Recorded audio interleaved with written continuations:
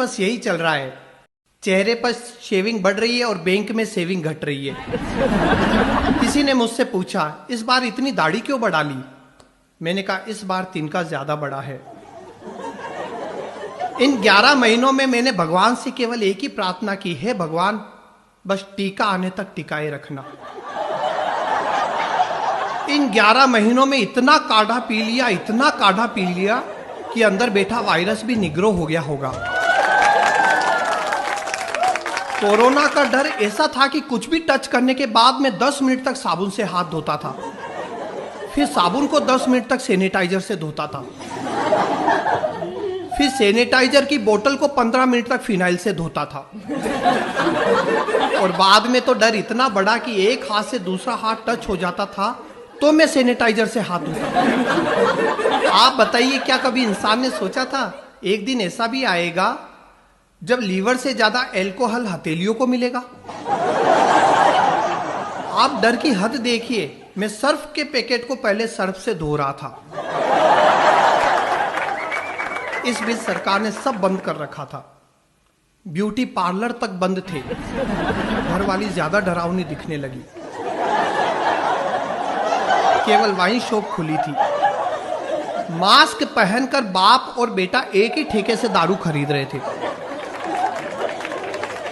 एक शराबी दारू खरीदने गया और गटर में गिर गया। मैंने पूछा, कैसे गिर गया? बोला, 20 सड़क पर गटर था और उस पर ढक्कन नहीं था। मैंने गलती से उसे सोशल डिस्टेंसिंग का सर्कल समझ लिया। और आपने देखा होगा, जिस दिन वाइन शॉप खुली उसके अगले ही दिन यूपी जाने वाली ट्रेन उड़ीसा पहुंच गई। मई जून में जब कोरोना अपने चरम पर था, तब मेरे 10 साल के बेटे ने मुझसे कहा, पापा गर्मी की छुट्टियों में नानी की याद आ रही है। मैंने कहा, सो जा बेटा, इस समय पूरे देश को नानी याद आ रही है। अच्छा, अपना देश तो है ही बड़ा विचित्र। बीमारियों का इलाज भी टोने टोटके में ढूंढता है। मेरे पास के मंदिर में कोरोना का झाड़ा तक लगने लगा। बताइए, कोरोना का झाड़ा। मजे की बात यह थी कि जो झाड़ा लगा रहा था वो मास्क पहने हुए था। उसे चमत्कार से ज्यादा विज्ञान पर भरोसा था। अच्छा, आप देखिए, इस कोरोना ने कंफ्यूज भी बहुत किया। आप देखिए, जब मार्च में कोरोना आया तब सरकार ने कहा, हमें कोरोना से लड़ना है, डरना नहीं। अप्रैल मई में कोरोना भयंकर हो गया, तब सरकार ने कहा, अब हमें कोरोना के साथ ही जीना पड़ेगा। जून जुलाई में कोरोना और भयंकर हो गया, तब मैं डर गया, अब कहीं सरकार ये ना बोल दे कोरोना यहीं रहेगा, हमें ही जाना पड़ेगा।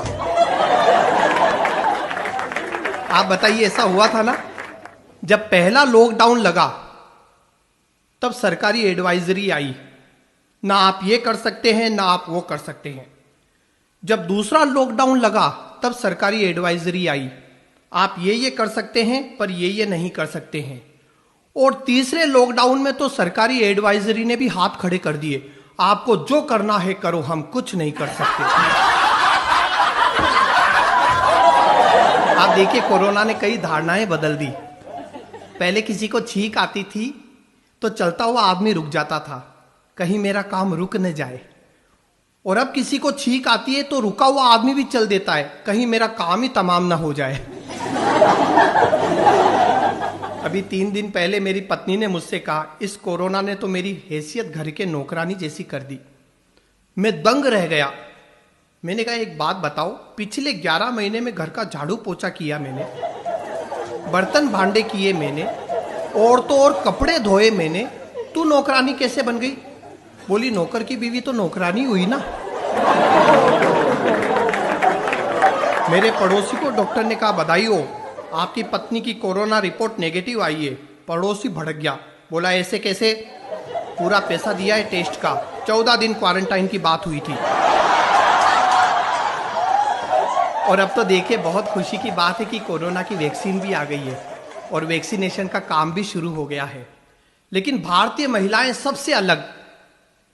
एक बोली, इसमें कलर रेंज है क्या? मैं पिंक कलर की वैक्सीन लगवाऊंगी। दूसरी बोली, मुझे वैक्सीन की रेसिपी बता दो, मैं घर पर ही बना लूंगी। कोरोना की माया है। लेकिन मैं आपको एक बात बताऊं, पिछले 11 महीने से कोरोना है या नहीं ये पता करने के लिए लोग टेस्ट करा रहे थे, ऑक्सीमीटर खरीद कर ला रहे थे। लेकिन मुझे तो एक शादीशुदा अनुभवी आदमी ने मार्च में ही बता दिया, अपनी पत्नी से 10 मिनट तक लड़ो, धुआंधार लड़ो, अगर सांस नहीं फूल रही है मतलब कोरोना नहीं है।